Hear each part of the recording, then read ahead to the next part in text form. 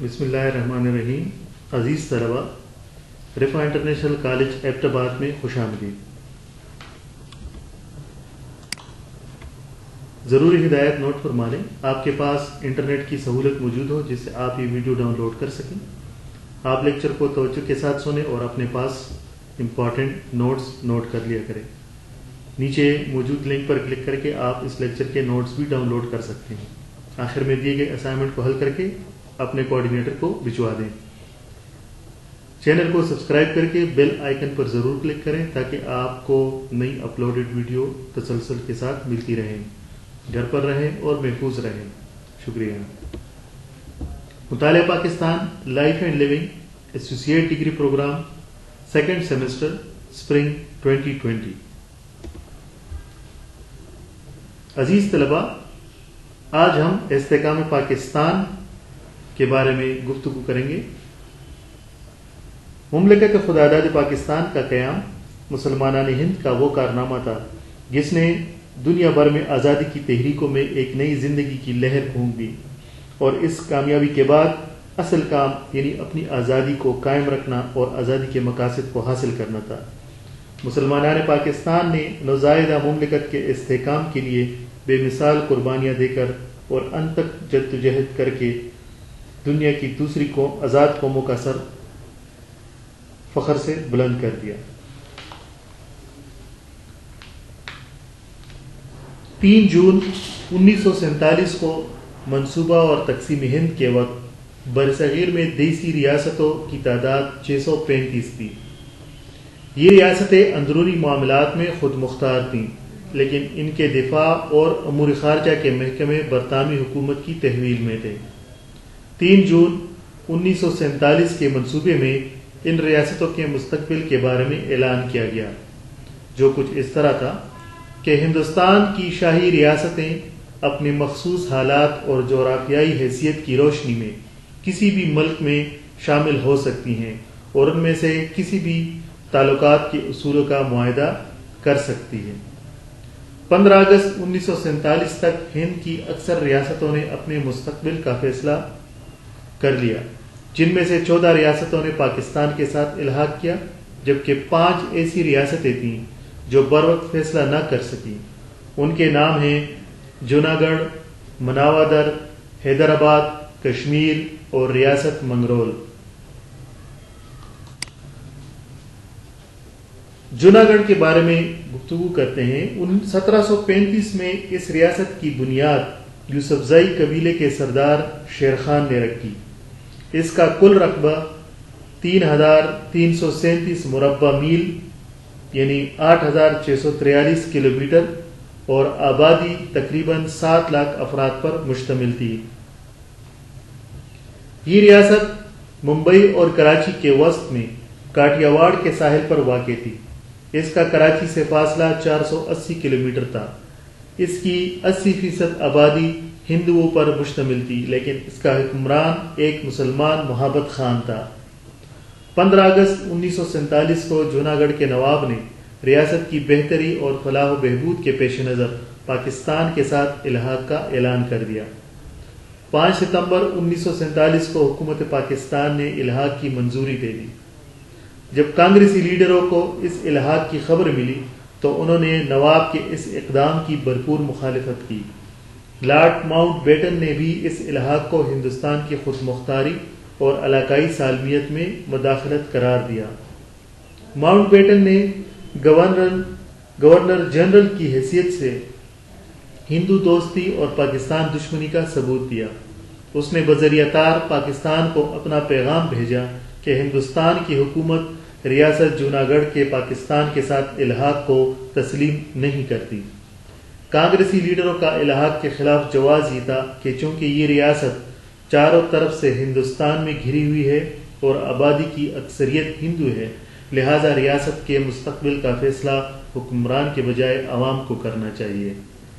یہ کانگریس کی دوغلی پالیسی کا عظیم شاہکار تھا، کیونکہ جب کشمیر کے غیر مسلم راجا نے ہندوستان کے ساتھ الحاق کا فیصلہ کیا تو حکومت بھارت نے ریاست کے عوام کی خواہشات کو یکسر نظر انداز کر دیا. نومبر 1947 میں بھارتی فوجیں جوناگڑھ میں داخل ہو گئی اور ریاست میں ہنگامے کروانے شروع کر دیے۔ جوناگڑھ کا حکمران فرار ہو کر پاکستان پہنچ گیا۔ بالآخر حکومت بھارت نے ریاست پر قبضہ کر کے اسے ہندوستان میں شامل کر لیا۔ دوسری ریاست جو تھی وہ مناودر تھی۔ ریاست جوناگڑھ کے قریب ریاست مناودر واقع تھی۔ اس ریاست کی آبادی تقریباً 26,000 تھی اور اس کا کل رقبہ 574 مربع کلومیٹر تھا۔ ریاست مناودر میں ہندوؤں کی اکثریت تھی، مگر یہاں کا مسلمان حکمران رعایا کے ساتھ انتہائی اچھا سلوک کرتا تھا۔ یہاں کے مسلمان نواب نے پاکستان کے ساتھ الحاق کا اعلان کر دیا، لیکن بھارت نے یہاں بھی اپنی فوجیں داخل کر کے زبردستی قبضہ کر لیا۔ اس طرح ریاست منگرول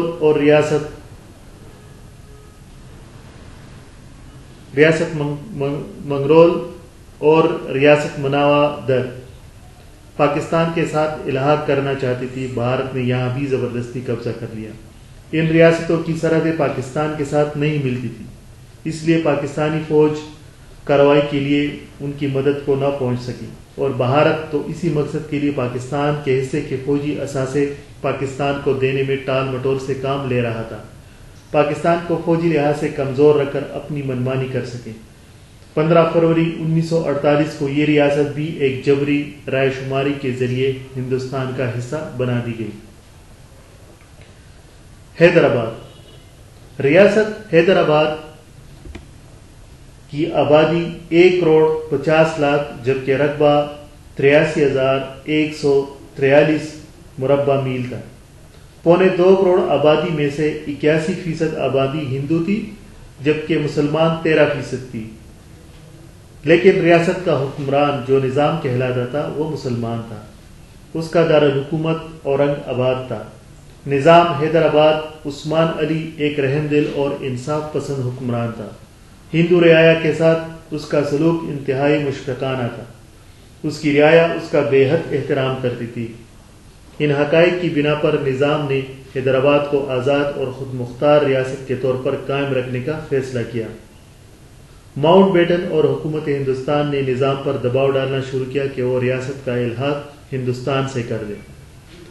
حیدرآباد کا شمار متحدہ ہندوستان کی امیر ترین ریاستوں میں ہوتا تھا۔ اس کی اپنی فوج، پولیس، کسٹم، ڈاک، کرنسی اور ریلوے تھی۔ بے پناہ دولت اور مالی وسائل کے اعتبار سے اس ریاست میں ایک آزادانہ خود مختار ریاست بننے کی پوری صلاحیت موجود تھی۔ رقبے کے لحاظ سے بھی یہ ریاست بہت بڑی تھی۔ یہ ریاست چونکہ چاروں طرف سے ہندوستانی علاقوں میں گھری ہوئی تھی اور پاکستان کے ساتھ اس کا زمینی رابطہ ممکن نہ تھا، اس بنا پر اس کی جغرافیائی حیثیت کو مد نظر رکھتے ہوئے نظام حیدرآباد نے اعلان کیا کہ وہ ہندوستان یا پاکستان میں سے کسی کے ساتھ الحاق کی بجائے خود مختار مملکت کے طور پر رہیں گے۔ مگر پنڈت نہرو نے اپریل 1948 کو کانگریس کمیٹی کو خطاب کرتے ہوئے نظام حیدرآباد کو دھمکی دی کہ وہ ریاست کا الحاق بھارت سے کر دے ورنہ جنگ کے لیے تیار ہو جائے۔ بالآخر حکومت بھارت نے ریاست کا معاشی بائیکاٹ کر دیا۔ اناج، دوائیاں اور دیگر اشیاء ضرورت کی ترسیل روک دی گئی۔ بیرونی دنیا سے فضائی رابطہ بھی منقطع کر دیا گیا۔ دکن کے مسلمانوں اور مجلس اتحاد المسلمین کے سربراہ قاسم رضوی نے ریاست کے بھارت سے الحاق کے خلاف آخری دم تک مزاحمت کی اور بڑی جرأت و بے باکی سے ہندوستانی فوج کا مقابلہ کیا، لیکن قائد اعظم کی وفات کے دن ہندوستانی فوجیں اس ریاست میں داخل ہوئی۔ چند روز بعد 17 ستمبر 1948 میں ہندوستانی فوج نے باقاعدہ حملہ کر کے ریاست حیدرآباد پر قبضہ کر لیا۔ کشمیر۔ برصغیر کے شمال میں واقع ریاست جموں اور کشمیر کا کل رقبہ 85,000 مربع میل پر پھیلا ہوا تھا۔ 1941 کی مردم شماری کے مطابق ریاست کی کل آبادی 40 لاکھ تھی۔ وادی کشمیر میں مسلمانوں کی آبادی 90% اور جموں میں 70% تھی۔ مارچ 1846 کو معاہدہ لاہور کی روح سے انگریزوں نے 75 لاکھ روپے کے عوض کشمیر کو ہندو راجہ گلاب سنگھ ڈوگرا کے ہاتھ فروخت کر دیا۔ کشمیری مسلمانوں نے 1930 میں ڈوگرا راجا کے مظالم کے خلاف آزادی کی تحریک کا آغاز کر دیا۔ قانون آزادی ہند کی روح سے ہندوستان کی ریاستوں کو اختیار دیا گیا کہ وہ بھارت یا پاکستان میں سے جس کے ساتھ چاہے الحاق کر لے۔ کشمیر کا پاکستان سے الحاق ایک یقینی امر تھا۔ وادی کشمیر کے پاکستان کے ساتھ الحاق کے اسباب مندرجہ ذیل تھے۔ نمبر 1، کشمیر کی آبادی کی اکثریت مسلمان تھی، اس لیے آزادی کے بعد مسلمان قدرتی طور پر پاکستان میں شامل ہونا چاہتے تھے۔ انہوں نے اپنی رائے کا اظہار حکومت بھارت کے خلاف مظاہروں، جلسوں اور جلوسوں کے ذریعے کیا۔ 2، کشمیر کی تقریباً 1000 کلومیٹر سرحد پاکستان کے ساتھ ملتی ہے، اس طرح جغرافیائی لحاظ سے بھی کشمیر پاکستان کا حصہ ہے۔ 3، بیرونی دنیا سے وادی کشمیر میں داخل ہونے کے لیے تمام بری راستے پاکستان سے ہو کر گزرتے تھے، جبکہ وادی تک پہنچنے کے لیے بھارت کے پاس صرف ایک ہی راستہ تھا جو ضلع گورداسپور سے ہو کر گزرتا تھا۔ پاکستان کے 3 دریا چناب، جہلم اور سندھ کشمیر سے نکلتے ہیں۔ تقسیم سے قبل کشمیریوں کی پاکستانی علاقوں کے ساتھ تجارت ہوتی رہی۔ کشمیر سے اون، کھالیں اور پھل وغیرہ اکثر پاکستانی علاقوں میں فروخت کیے جاتے تھے۔ 5، کشمیر کے عوام مذہب، تہذیب و تمدن، ثقافت، رسم و رواج، خوراک اور لباس کے اعتبار سے پاکستان کے لوگوں سے بہت قریب ہیں۔ 6، پاکستان برصغیر کے مسلمانوں نے علیحدہ وطن کے حصول کے لیے اپنی جدوجہد کا آغاز کیا تو کشمیر کو مسلم ریاست ہی کا حصہ سمجھا جاتا تھا۔ نمبر 7، چودھری رحمت علی کی تجویز کردہ نقشے میں کشمیر کو پاکستان کا حصہ ظاہر کیا گیا اور لفظ پاکستان میں کشمیر کی نمائندگی کاف سے کی گئی ہے۔ کشمیر پر بھارت کا عاصمانہ قبضہ۔ 15 اگست 1947 کو کشمیر کے ڈوگری راجہ ہری سنگھ نے پاکستان کے ساتھ معاہدہ قائمہ اسٹینڈ اسٹل ایگریمنٹ پر دستخط کیے، جس کا مطلب تھا کہ جب ریاست کا کوئی مستقل تصفیہ نہیں ہو جاتا اس وقت تک ریاست کی موجودہ صورتحال برقرار رہے گی۔ کشمیری مجاہدین کی جدوجہد آزادی جاری تھی۔ راجہ نے آزادی کے متوالوں کو کچلنے کے لیے بھارت سے مدد کی درخواست کی۔ بددیانت سر ریڈ کلف نے گورداسپور کا مسلم اکثریت کا علاقہ ایسے ہی گناونے منصوبے کے تحت بھارت کے حوالے کیا تھا، ورنہ بھارت کی کوئی بھی سرحد کشمیر کے ساتھ نہیں ملتی تھی اور بھارت اس موقع کی طاق میں تھا۔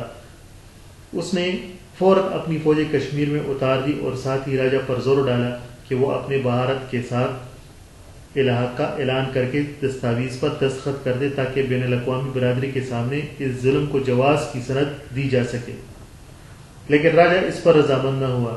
بھارتی حکومت نے اس مقصد کے لیے ایک جعلی دستاویز تیار کی اور اعلان کر دیا کہ راجہ نے الحاق کی درخواست کی ہے جسے بھارت نے قبول کر لیا ہے۔ پاک بھارت جنگ 1948۔ 1947 میں کشمیری مجاہدین اور پٹھانوں نے راجہ کے خلاف آواز اٹھائی تو بھارت نے بھی اس میں مداخلت کر دی، جس کی وجہ سے پاک بھارت پہلی جنگ کا آغاز ہو گیا۔ کشمیری مجاہدین نے ریاست کا کچھ حصہ آزاد کرا دیا۔ 24 اکتوبر 1947 کو سردار ابراہیم کی قیادت میں آزاد کشمیر گورنمنٹ کا قیام عمل میں آیا، جس کا صدر مقام بلندری تھا۔ کشمیر کی بگڑتی ہوئی صورتحال کے پیش نظر مہاراجہ نے 27 اکتوبر کو الحاق منظور کر لیا اور بھارتی فوجی طیارے کشمیر میں داخل ہوئے اور وادی میں اپنی فوجیں اتارنا شروع کر دی۔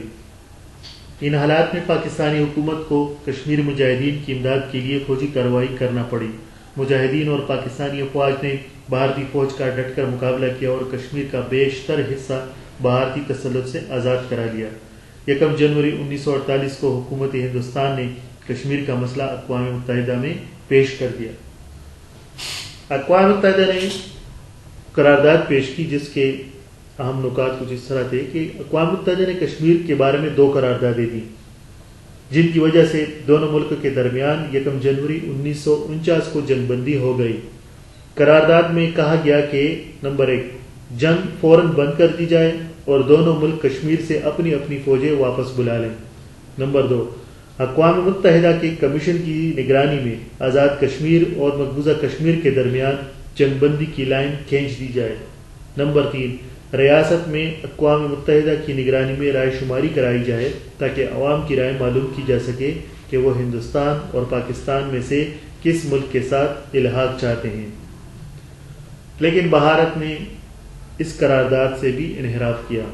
پاکستان اور بھارت دونوں نے اقوام متحدہ کا فیصلہ مان لیا، لیکن بعد ازاں بھارت نے اقوام متحدہ کی قراردادوں کے مطابق کشمیر میں غیر جانبدارانہ رائے شماری کرانے سے انکار کر دیا، جس کی وجہ سے مسئلہ کشمیر دونوں ملکوں کے درمیان باعث نزاع بن گیا۔ اس مسئلے کو پرامن طریقے سے حل کرنے کے لیے اقوام متحدہ کے کئی وفود پاکستان آئے، مگر ہندوستان کی ہٹ درمی کے باعث کوئی تصفیہ نہ ہو سکا۔ مارچ 1965 میں بھارتی پارلیمنٹ نے کشمیر کو بھارت کا اٹوٹ انگ قرار دیا۔ اس فیصلے سے کشمیری عوام میں غم و غصے کی لہر دوڑ گئی۔ انہوں نے اگست 1965 میں انقلابی کونسل قائم کر کے ریاست کو ہندوستانی چنگل سے آزاد کرانے کے لیے اپنی جدوجہد کا آغاز اس پختہ یقین کے ساتھ کیا کہ یاران جہاں کہتے ہیں کشمیر ہے جنت، جنت کسی کافر کو ملی ہے نہ ملے گی۔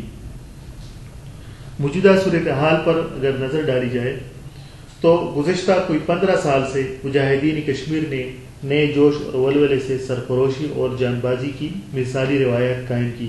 بھارت کے 7 سے 8 لاکھ فوجی کشمیر میں تعینات ہیں اور روزانہ درجنوں نہتے مجاہدین آزادی کو شہید کر رہے ہیں، لیکن ان کے جذبہ جہاد میں کوئی کمی نہیں آ رہی۔ مسئلہ کشمیر اقوام متحدہ کے ایجنڈے پر موجود ہے، مگر کوئی بھی مؤثر قدم اٹھانے سے قاصر ہے۔ زور بازو آزما شکوہ نہ کر صیاد سے، آج تک کوئی قفس ٹوٹا نہیں فریاد سے۔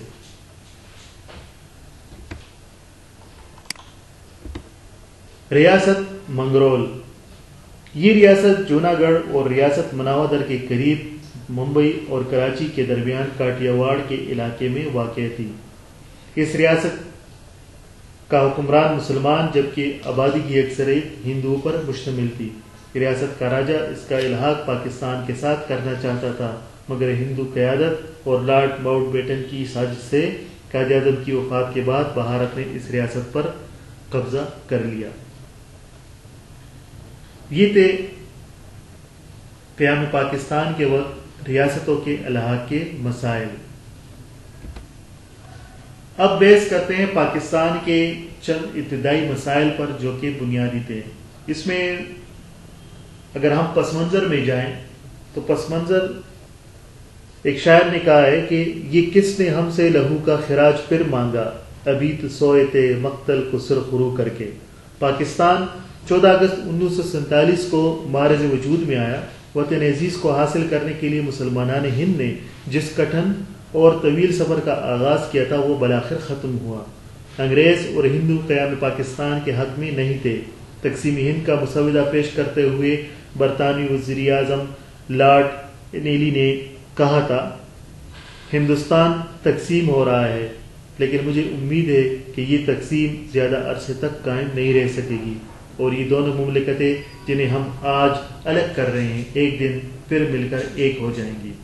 چنانچہ انگریزوں نے ہندوؤں کے ساتھ مل کر ابتدا ہی سے پاکستان کے لیے لاتعداد مسائل کھڑے کر دیے تھے تاکہ یہ ملک اپنی آزادی برقرار نہ رکھ سکے اور پاکستان ایک بار پھر ہندوستان کا حصہ بن جائے۔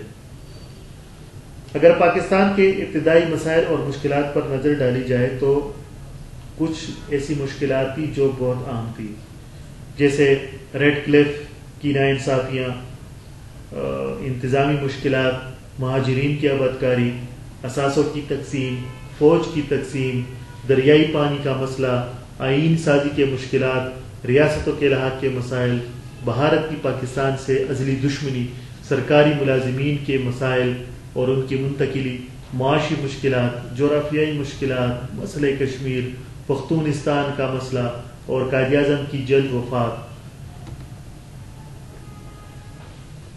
آئیے ان مشکلات کو ایک ایک کر کے اس پر بحث کرتے ہیں۔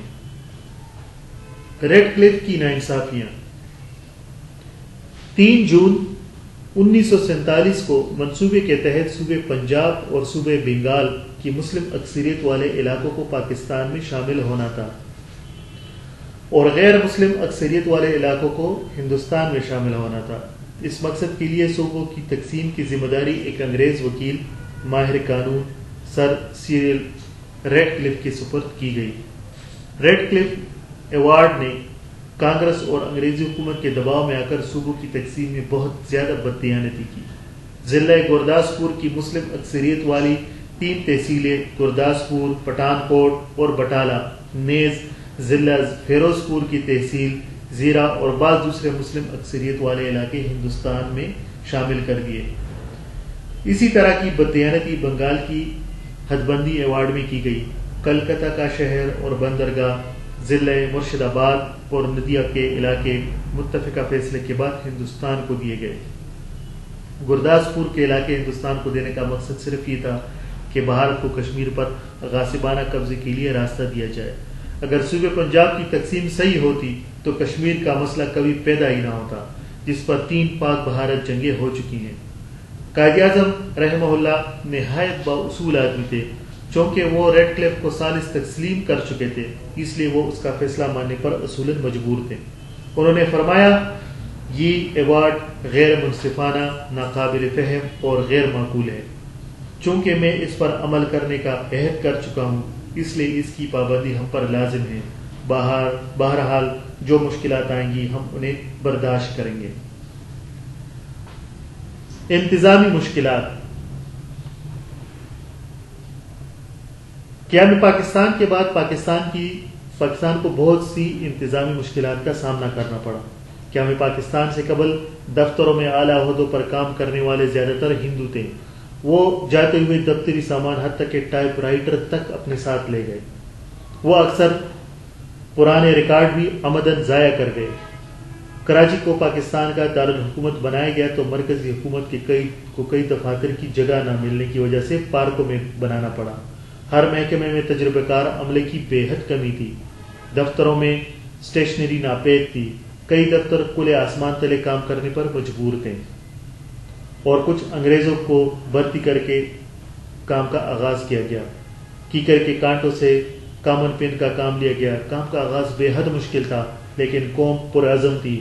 عوام میں جذبہ تعمیر موجود تھا، لہٰذا انہوں نے جلد ہی مشکلات پر قابو پا لیا۔ ہم رقص کرنے والے ہیں خود زندگی کے ساتھ، وہ عورتیں جو گردش دورہ سے ڈر گئے۔ مہاجرین کی آباد کاری کا مسئلہ۔ ریڈ کلف ایوارڈ کی ناانصافیوں کی وجہ سے کئی مسلم اکثریتی علاقے ہندوستان کے سپرد کر دیے گئے، جس کی وجہ سے ان علاقوں میں رہنے والے مسلمانوں نے پاکستان آنے کا فیصلہ کیا۔ قیام پاکستان کا اعلان ہوتے ہی ہندوؤں نے ایک سوچے سمجھے منصوبے کے تحت مسلمان بچوں، جوانوں اور بوڑھوں کو بے دریغ قتل کرنا اور خواتین کو وحشی درندوں کی طرح بے آبرو کرنا شروع کر دیا۔ روزانہ لاکھوں کی تعداد میں مہاجرین لٹ پٹ کر پاکستان پہنچنے لگے۔ لاکھوں ضعیف عورتیں اور بچے تو راستے میں ہی شہید کر دیے گئے۔ تاہم جو مہاجرین پاکستان آنے میں کامیاب ہو گئے ان کی تعداد بھی 1,25,00,000 سے زیادہ تھی، اور یہ ایک عالمی ریکارڈ ہے۔ یہ ایک بھارتی سازش تھی کہ پاکستان پر ان مفلس و کلاش یتیموں، بیواؤں اور مہاجرین کا اتنا زیادہ بوجھ ڈالو کہ ان کی معیشت اپنے پاؤں پر کھڑی نہ ہو سکے۔ لیکن قائد اعظم کی تقاریر مہاجرین کا حوصلہ بڑھاتی رہی۔ حکومت نے انہیں عارضی کیمپوں میں رکھا۔ مہاجرین کی آبادکاری حکومت پاکستان کے لیے ایک بہت بڑا چیلنج بن گئی تھی۔ اثاثوں کی تقسیم کا مسئلہ۔ جب قیام پاکستان کا اعلان ہوا تو متحدہ ہندوستان کے مرکزی بینک ریزرو بینک میں 4 ارب یعنی 4 بلین جمع تھے۔ تناسب کے لحاظ سے ان میں سے 75 کروڑ یعنی 750 بلین روپے پاکستان کو ملنا چاہیے تھے۔ بھارت پاکستانی معیشت کو تباہ کرنے کے لیے یہ اثاثے دینے میں مسلسل ٹال مٹول سے کام لیتا رہا۔ آخر پاکستان کے مسلسل مطالبے اور بین الاقوامی ساکھ قائم رکھنے کے لیے اس نے پاکستان کو 20 کروڑ روپے دیے۔ باقی اثاثوں کی ادائیگی کے لیے بھارتی وزیر سردار پٹیل نے یہ شرط لگائی کہ پاکستان کشمیر پر بھارت کا غاصبانہ قبضہ تسلیم کر لے۔ پاکستان اس ظالمانہ سودے بازی کے لیے کیسے آمادہ ہو سکتا تھا؟ آخر بین الاقوامی شرمندگی سے بچنے کے لیے گاندھی کے کہنے پر بھارتی حکومت نے 50 کروڑ روپے کی ایک مزید قسط پاکستان کے حوالے کر دی۔ اس کے ساتھ ہی بھارت نے متحدہ ہندوستان پر بیرونی قرض جات کا 20% بھی پاکستان کے ذمہ ڈال دیا، جو دہلی کے اجلاس کی گفت و شنید کے بعد 13.5% کر دیا گیا۔ فوج کی تقسیم۔ انصاف کا تقاضا تو یہ تھا کہ ملک کی تقسیم کے فیصلے کے ساتھ ہی افواج اور فوجی ساز و سامان کی تقسیم بھی عمل میں آ جاتی۔ بھارتی commander in chief field marshal آکین چاہتا تھا کہ افواج کی تقسیم نہ ہو اور اسے ایک ہی کمانڈر کے تحت رکھا جائے، لیکن مسلم لیگ اس پر رضامند نہ ہوئی۔ آخر طے پایا کہ پاکستان کو فوجی اثاثوں کا 36% اور بھارت کو 64% ملے گا۔ اس وقت متحدہ ہندوستان میں 16 اسلحہ فیکٹریاں کام کر رہی تھی اور ان میں سے ایک بھی پاکستانی علاقے میں نہ تھی، اور بھارتی حکومت کسی اسلحے کا کوئی پرزہ پاکستان کو دینے پر آمادہ نہ تھی۔ تیار اسلحے کے تمام ڈپو بھی بھارت میں تھے۔ ان کی تقسیم کا جو بھی طریقہ کار پیش کیا جاتا، بھارت اسے جان بوجھ کر مسترد کر دیتا۔ افواج کی فوری تقسیم نہ کرنے کا یہ اثر ہوا کہ بھارتی افواج اپنی نگرانی میں پاکستانی علاقوں میں رہنے والے ہندوؤں اور سکھوں کو مال و دولت اور ساز و سامان سمیت بحفاظت نکال کر لے گیا۔ بالآخر یہ طے پایا کہ پاکستان کو آرڈیننس فیکٹری کے قیام کے لیے 60 ملین روپے دیے جائیں۔ الغرض پاکستان کے ساتھ فوجی اثاثوں کی تقسیم میں بے حد بددیانتی کی گئی۔ دریائی پانی کا مسئلہ۔ پنجاب کو سندھ کے 5 معاون دریا ستلج، راوی، چناب، بیاس اور جہلم سیراب کرتے ہیں۔ ریڈ کلف نے تقسیم ملک کے وقت یہ بددیانتی کی کہ دریائے راوی کا مادھو پور ہیڈ ورکس اور دریائے ستلج کا فیروز پور ہیڈ ورکس بھارت کے حوالے کر دیے۔ حالانکہ ان ہیڈ ورک سے نکلنے والی نہریں پاکستان کے وسیع علاقوں کی آبپاشی کا واحد ذریعہ ہیں۔ بھارت نے اپریل 1948 میں جب کہ ہماری گندم کی فصل تیار کری تھی، ہمارے دریاؤں کے پانی کا راستہ روک لیا۔ نیز بھارت نے دریائے ستلج پر باکڑا ڈیم بنانے کا فیصلہ کیا تو پاکستان نے اس پر شدید احتجاج کیا اور عالمی برادری کو بھارت کی زیادتیوں اور بے انصافیوں سے آگاہ کیا۔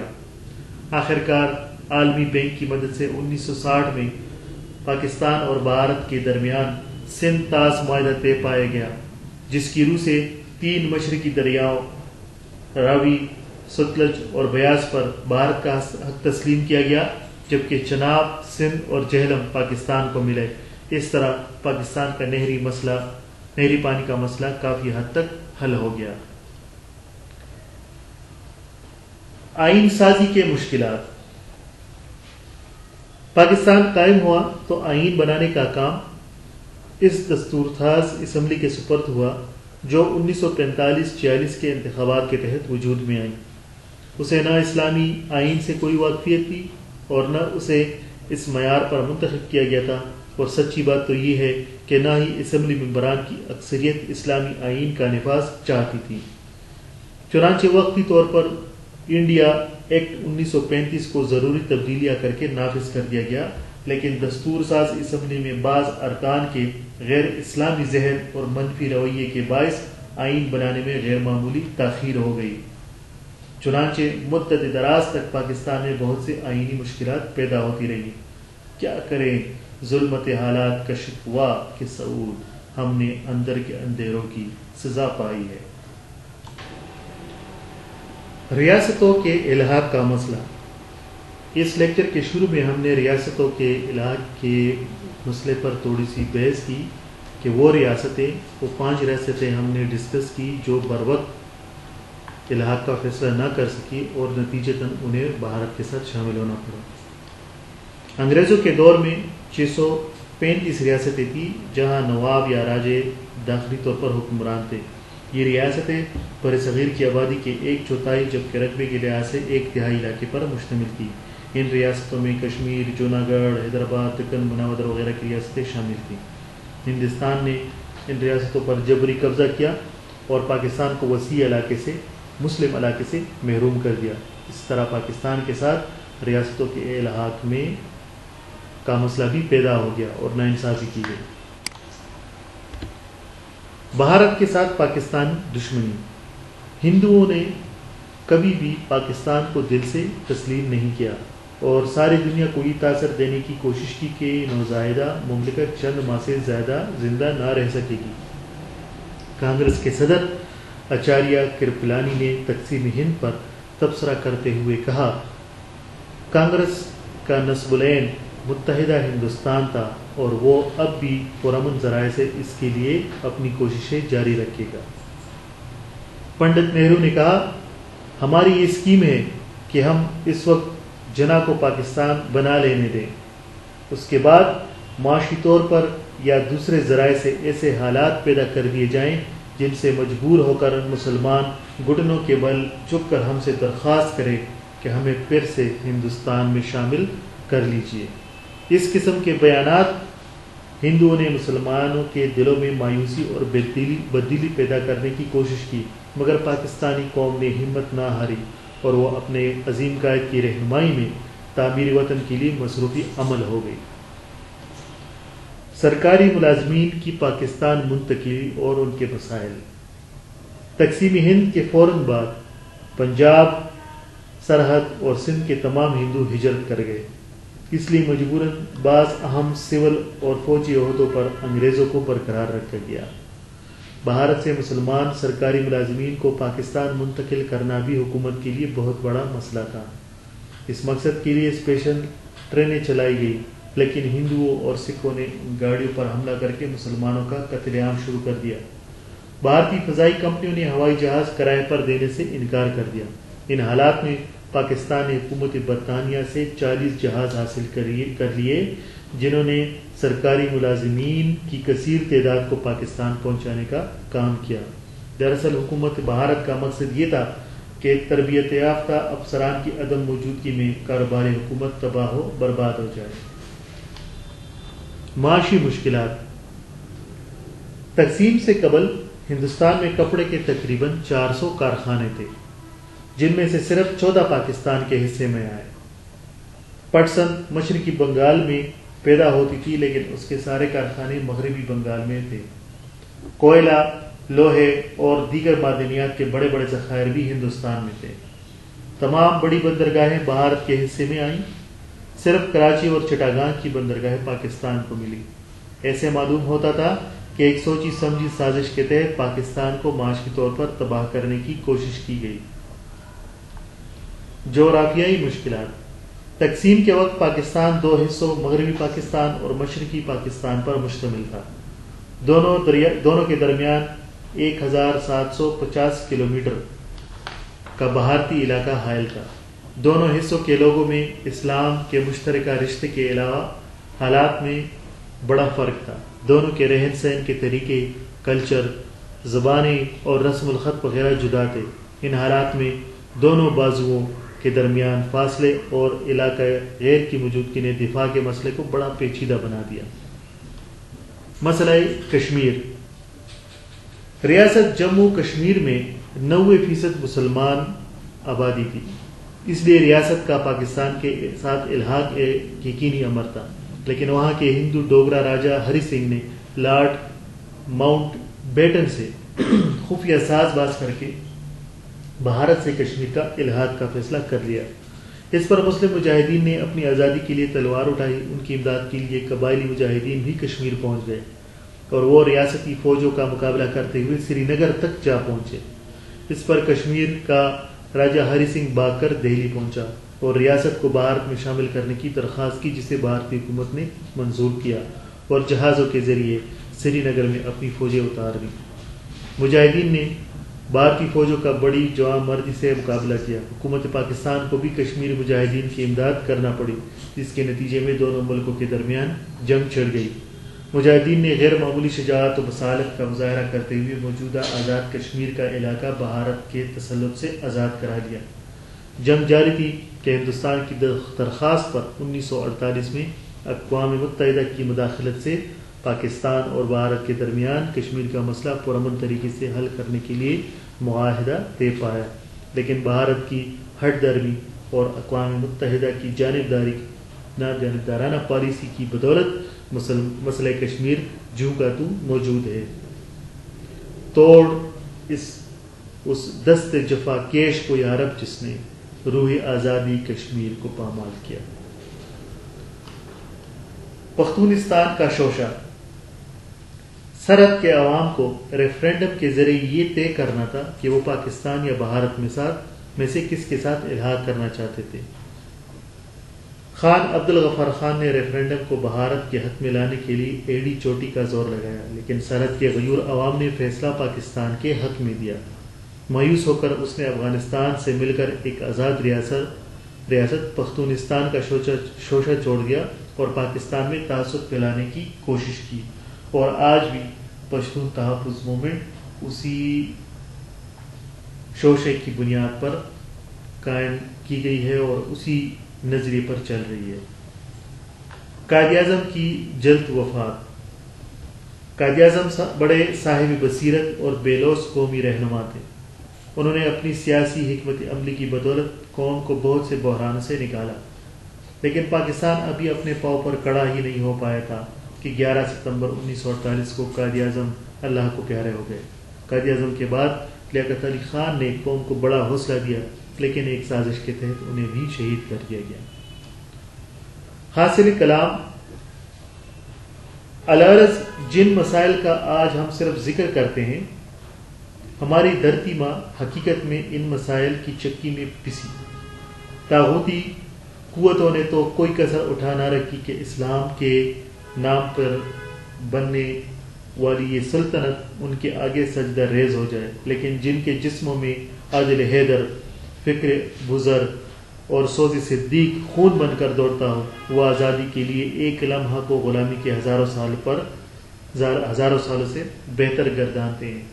تاریخ نے دیکھا کہ جس مملکت کے دریا اور سرزمین کے اہم حصے بھارت کو دیے گئے، جن کے اثاثوں کو جی بھر کے بھارت کی جولی میں ڈال دیا گیا اور جس کی فوجی طاقت کو ناکارہ بنانے کی ہر ممکن کوشش کی گئی، اس نے نہایت قلیل مدت میں محدود ذرائع اور بفضل خدا اپنے پاؤں پر کڑا ہو کر پوری دنیا کو ورطہ حیرت میں ڈال دیا. انگریز مبصر ایان اسٹیفر رقم تراز ہیں کہ پاکستان کے ابتدائی دنوں میں بیرونی دنیا سے آنے والوں کو کوئی چیز اس سے زیادہ متاثر نہ کر سکی جتنا پاکستانی قوم کا جدوجہد کا انداز جو وہ اپنے حالات کو بہتر بنانے کے لیے اختیار کیے ہوئے تھی. سر جھکا مولا کے آگے ہے وہی مشکل کشا، کفر کی دہلیز پہ سجدوں کی عادت چھوڑ دے. عزیز طلبہ، یہ تھے پاکستان کے ابتدائی مسائل، کچھ ریاستوں کے الحاق کے مسائل. آپ پاکستان کے ابتدائی مسائل پر ایک مفصل نوٹ لکھیں اور ریاستوں کے الحاق پر تفصیلاً نوٹ تحریر کریں. اپنی اسائنمنٹ بذریعہ ڈاک کالج کے پتے پر ارسال کریں یا بذریعہ ای میل کالج کوآرڈینیٹر کو بھجوا دیں. ای میل نوٹ فرما لیں: ric.atd2020@gmail.com. رابطے کے لیے نمبر ہے 0992413751. موبائل نمبر ہے 0340333934. شکریہ.